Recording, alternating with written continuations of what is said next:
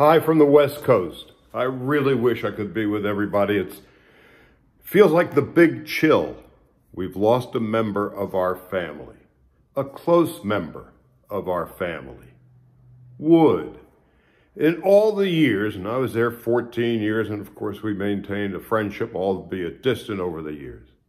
I don't know that I ever called him Calvin. It was always Wood. And he would say, Charles.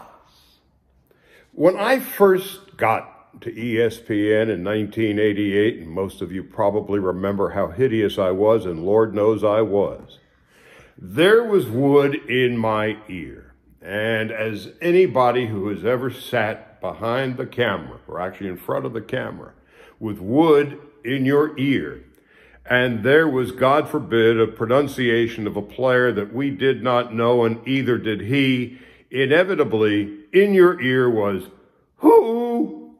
Now, I'm a new guy at the time. I don't want anybody talking into my ear, let alone the director saying, who?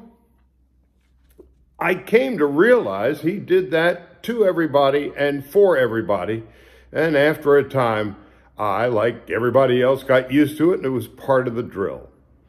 The thing that made Wood so unique, and why everybody loved him, he was the Sara Lee. Nobody didn't like Calvin Haywood. He was one of us. He wasn't just a director. He wasn't talent. One of the dopiest job descriptions in the history of man, talent. He wasn't a producer. He was part of our family. He was the fulcrum on this seesaw of neuroses, one side or the other. He was a grand and decent human being. Anybody who spent any time around Wood felt better for it. That's why this, to me, and I guess to all of us, was such a gut punch when we learned of Wood's sudden passing. It also reminded me of what a family we became in those years as ESPN began to explode onto the scene. And all of us from way back when were the last ones to know that ESPN would become ESPN. And Wood was a founding member of that family. He was a good and decent human being, loved to hang out. I don't know that Calvin Haywood ever had a bad day. Consequently, if you spent any time with Wood, you too would have a better day than you were having. We would spend time together. We would go to the old clubhouse.